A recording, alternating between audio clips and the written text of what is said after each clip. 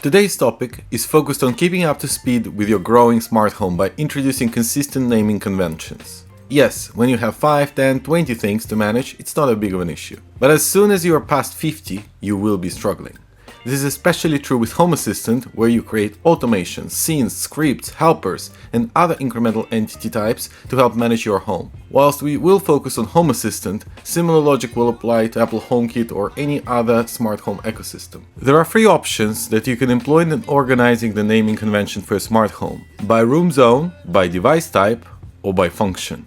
However, in practice, these are all the elements of the same single option. Making your names long may sound like a pain at first, but it will save you hours later on when you create automations and dashboards. As such, my recommended ID naming convention for entities in Home Assistant is entity_type.roomname _device type _device name or exact location or function _ there might be some optional elements like helper.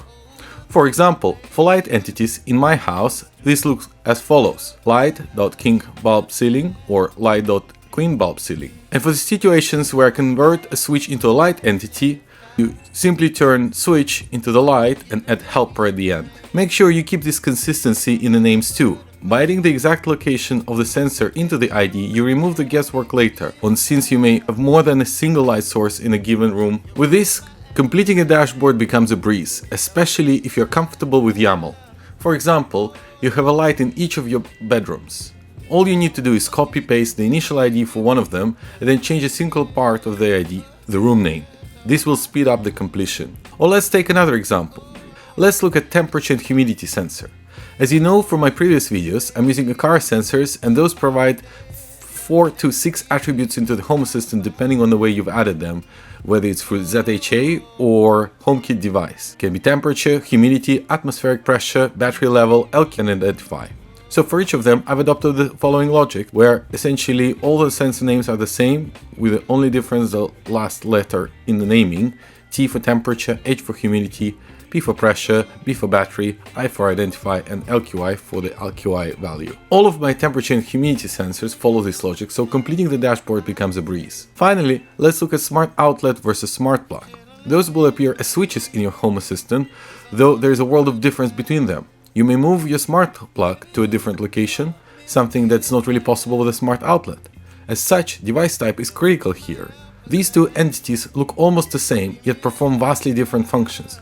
One is leveraged in my daily office heating automation, whilst the other is in charge of cutting power to it when the whole family is away. When it comes to helpers, adding the optional helper at the end may come in handy, especially if you convert switches to lights or other entity types. By adding a helper at the end, you immediately know where to go should something not work appropriately.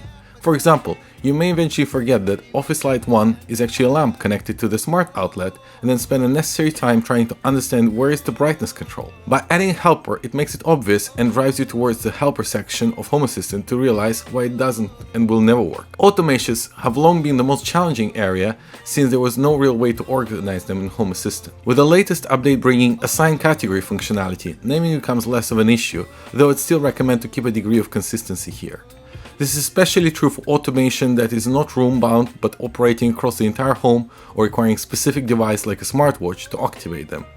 As you can see, I've organized all of my watch-related automations with the same starting name to keep them all in the same place. With the new category feature, the same can be achieved by simply creating the watch category and assigning relevant automations. Have I converted all of my entities I have to this logic? Absolutely not, but I made sure I've covered some of the most used ones. I hope you enjoyed this quick video. See you in the next one.